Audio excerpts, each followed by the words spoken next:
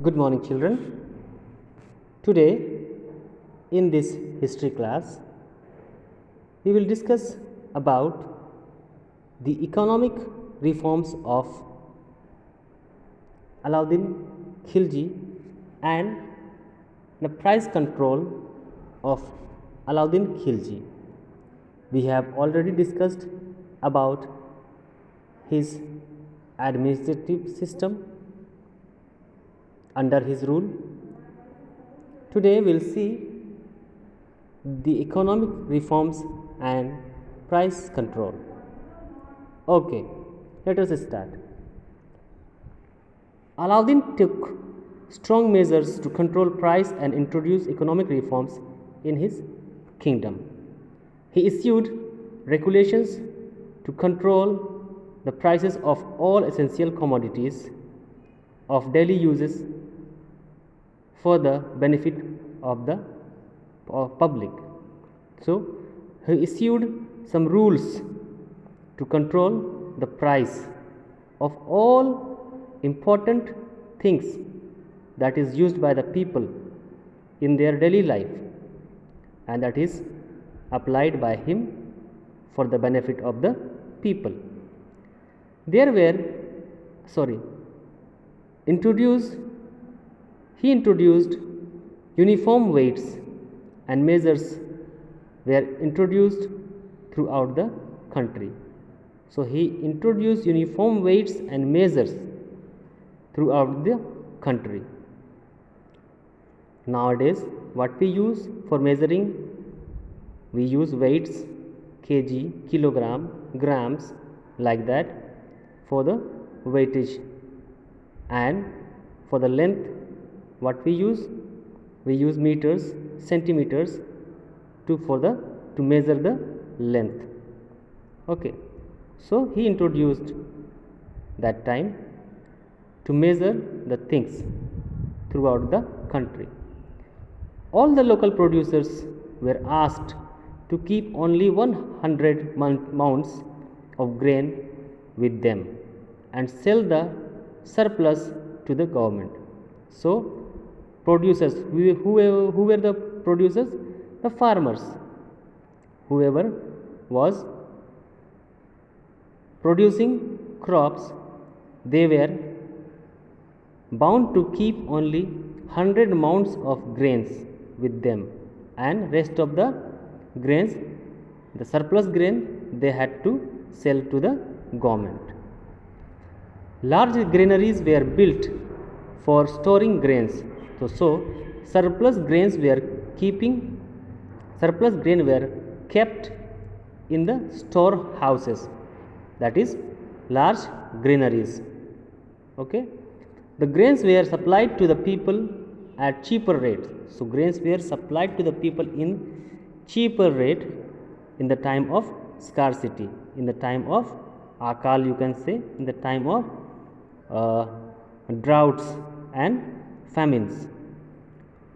He appointed officers known as Shahani Mandi or superintendent of the market to supervise. So he appointed a man who was supervising the market. His name was Shahani Mandi.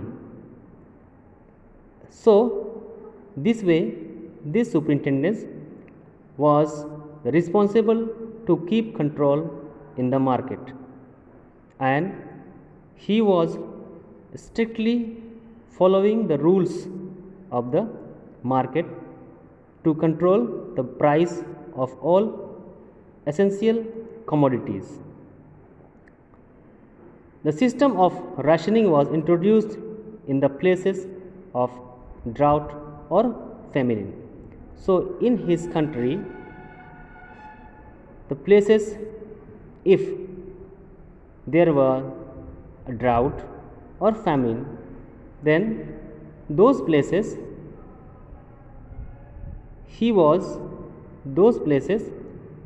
rationing system was introduced. They were giving rations to the people in a very cheap rate. Nowadays, people are getting rations from the ration dealer in very cheap rate, 1 rupees 1 kg in 1 rupees. If 5 persons are there in one family, then each person gets 5 kg for the month. So the 5 people are there, then 25 kg they are getting for each person for the month. And what they pay? They pay just 25 rupees for 25 kg ration. That means each kg 1 rupee. If you many of your family are getting these rations from the ration dealer, they are having important card that is called Lal card.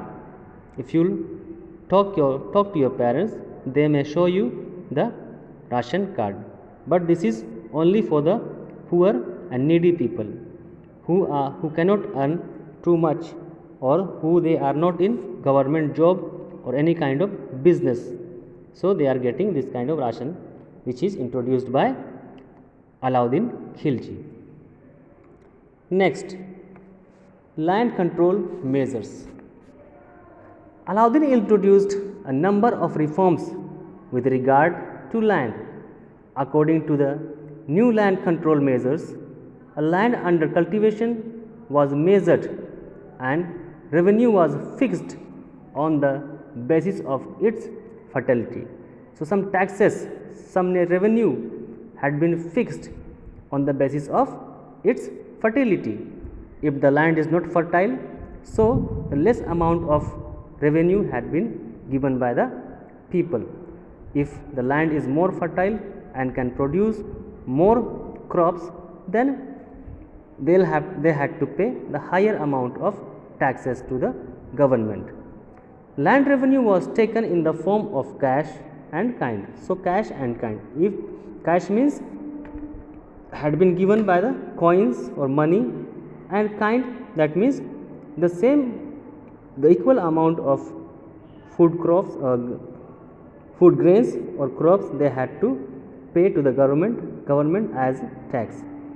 He also undertook many measures to end corruptions in the collection of land revenue. He undertook many measures to end corruption. So corruption also was there.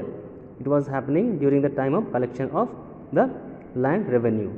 Grazing tax was also imposed, where people reared cattle to supplement their income. So people were keeping different animals and they were grazing these animals in fields. So, and they were selling the animals for their income. So grazing tax also imposed, where people reared cattle to supplement their income. Downfall of Khilji dynasty. Alauddin Khilji died in 1316 CE, and there was no successor strong enough to take control of his empire. Finally, in 1320 CE, a group of nobles led by Turkish minister Ghazi Malik invaded Delhi and captured the throne. Ghazi Malik assumed the title of Ghayasuddin Tughlaq and laid the foundation of a new dynasty called Tughlaq dynasty. So no strong successor was there to take control of the empire of Alauddin Khilji. So finally what happened? A group of nobles in 1320 CE, a group of nobles led by the Turkish minister Ghazi Malik, who invaded Delhi. Delhi में आक्रमण कर दिया. He attacked Delhi and captured the throne. Ghazi Malik assumed the title of Ghayasuddin Tughlaq. Okay, so Ghazi Malik is known as Ghayasuddin Tughlaq and laid the foundation of a new dynasty called Tughlaq dynasty. Okay, till here you read the chapter. Afterwards we will discuss about the Tughlaq dynasty. Thank you.